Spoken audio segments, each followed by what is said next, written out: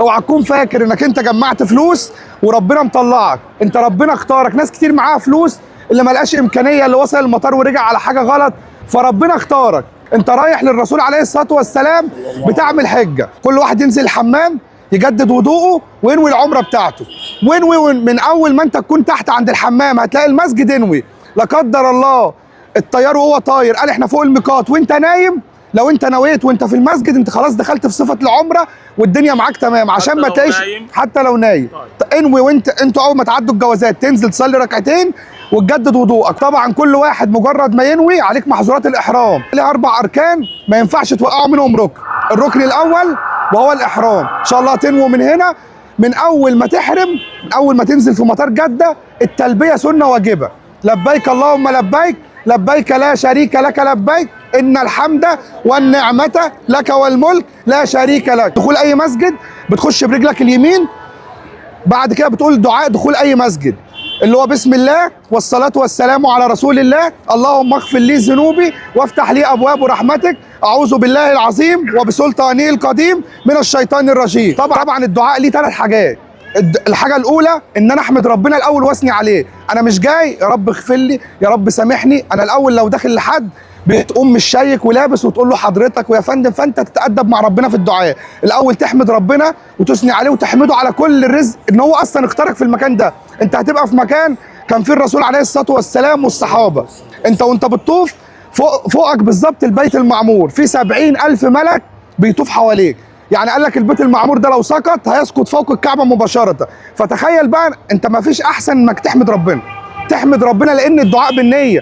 يعني انت وانت بتطوف نسيت تدعي حاجه وحد قايل لك والنبي ادعي لي، نسيت تدعي لابنك، دعائك كله استجاب. لان كل حاجه احنا بنقول ايه بالنيه، النيه يا تصلح حالك يا اما تضيع لك عملك. الرجاله ليهم سنتين، الاولى اللي هي الاتباع، بطلع كتف اليمين من الاحرام، تلاقي برضو المندوب هناك بيوري الرجاله ازاي يطلع كتف. السنه الثانيه الرمل اللي هي الاسراع في اول 3 اشواط، محدش يعملها وهتاخد اجرها كامل. هتعملها هتضايق غيرك وهتخبط غيرك، انت ضيعت، هتعمل مفسده، خدت بدل ما تاخد ثواب خدت عقاب. سيب بقى مجهودك وسيب حاجتك. الناس مجرد ما بتخش المسجد تبقى داخل عندك امراض الدنيا. الاقي الناس بتجري والله 70 سنه و80 سنه، هو سابقنا واحنا وراه. ليه؟ طول ما انت جوه انت في امن ربنا، انت في مكان بيتنزل فيه الرحمات والمغفره، فانسى كل امراضك. انسى ان انا اجيب عربيه جولف فين، مين اللي هيزقني بكرسي، والله انوي بس خير. انت كده كده ربنا هيديك اجر العمره لما تعمل ال4 اركان. انت بتعمل السنن ليه؟ عشان الم اخد 100%. ان الصفا والمروه من شعائر الله، فمن حج البيت او اعتمر فلا جناح عليه ان يطوف بهما، ومن تطوع خيرا فان الله شاكر عليم.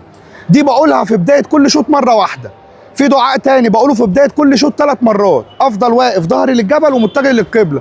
الدنيا كان فيها زحمه والمندوب اتحرك بالمجموعه، اتحرك وهتاخد اجرك. طالما انت شايف ان انا وقوفي هيعطل اللي جاي ورايا وهعمل اذى، حد يتكعبل، حد يقع فوق حد، لان انا اجري ايه على حسب نيتي. انا رايح من هنا اصلي في مسجد قباء، ما توفتش ما رحتش، ربنا يديني اجر العمره بالركعتين. ما انا المهم ان انا ما قصرتش ان انا اروح، ما قصرتش ان انا ادعي ربنا. الرسول عليه الصلاه والسلام دعا للناس اللي حلقت 3 مرات واللي قصر مره، والحلق ده على الزيرو اللي هو هتشيل الشعر من جذوره، انما 1 زي 2 زي 0 زي 0. يبقى انا رايح اخد اجر عمرتي الاساسي، احرق شعر، احرقه بمزاجي دلوقتي، لما ربنا يخليني احرقه بطريقه ثانيه بمرض ولا حاجه، يبقى انا ربنا وانا بحلقه كده انا جربت اهو، يا رب ما ترزقنيش باي مرض وحش. هو ليه ربنا بيخليك تعمل عمره؟ انا عشان بتساوى الغني مع الفقير، كله ماشي جنب بعض. ان انا بروح لا متجرد من ثيابي، كله زي بعضه، محدش غني وحد، انت في الطواف والسعي ما تعرفش مين غني ومين فقير، كله زي بعض.